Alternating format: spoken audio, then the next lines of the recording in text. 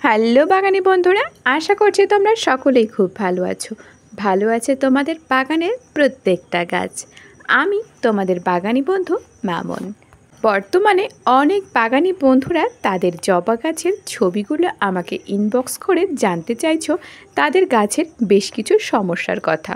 এখন কিন্তু মাঝে মধ্যে বৃষ্টি হচ্ছে, বেশিরভাগ দেখতে পাচ্ছি আমি তাদের গাছে কিন্তু ক্ষতিকারক ছত্রাকের আক্রমণ হয়েছে।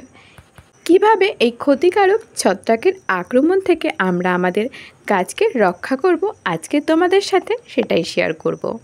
মাঝে মধ্যে বৃষ্টি হচ্ছে, বৃষ্টির সময় কিন্তু মাঝে মধ্যেই কিন্তু আমরা আমাদের বাগানের অনেক গাছকে দেখতে পাই হঠাৎ ঝিমিয়ে পড়ছে।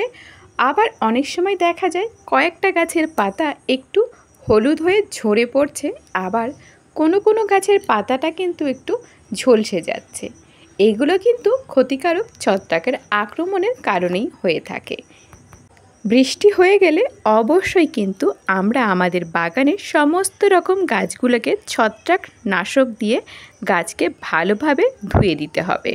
সামনে কিন্তু বর্ষাকাল আসছে, এই বর্ষাকালে নানান রকম ক্ষতিকারক ছত্রাকের আক্রমণে গাছ কিন্তু নষ্ট হয়ে যাবার ভয় থাকে।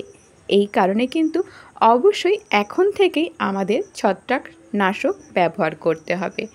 বৃষ্টি শুরু হবার আগ পর্যন্ত কিন্তু আমি শুধুমাত্র হলুদ জলে গাছের পাতায় স্প্রে করতাম ছত্রাক নাশক হিসাবে, তবে এখন কিন্তু সেটা করলে আর চলবে না। এখন আমাদের কিন্তু বাজার থেকে ছত্রাকনাশক কিনে নিয়ে আসতে হবে, সেটাই কিন্তু ব্যবহার করতে হবে। প্রত্যেক মাসে অবশ্যই 2 বার, আমরা চাইলে 3 বারও কিন্তু ব্যবহার করতে পারি, কোনো রকম ক্ষতি কিন্তু হবে না। যে সমস্ত গাছে ছত্রাকের আক্রমণ হবে অবশ্যই সেই সমস্ত গাছে কিন্তু 7 দিন অন্তর ছত্রাকনাশক স্প্রে করতে হবে, তাহলে কিন্তু গাছটা সুস্থ হয়ে যাবে, ভালো হয়ে যাবে। আর আমরা যদি ছত্রাকনাশক ব্যবহার না করি তাহলে কিন্তু গাছটা মারা যাবে।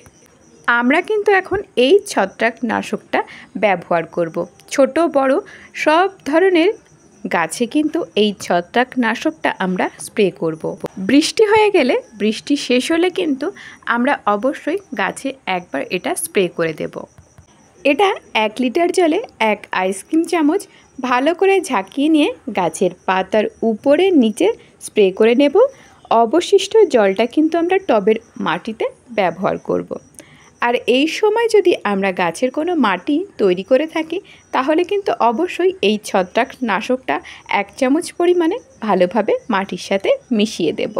বৃষ্টির জল যেমন গাছের জন্য উপকারী, তেমন কিন্তু মাঝে মধ্যে ক্ষতিকারকও হয়ে থাকে।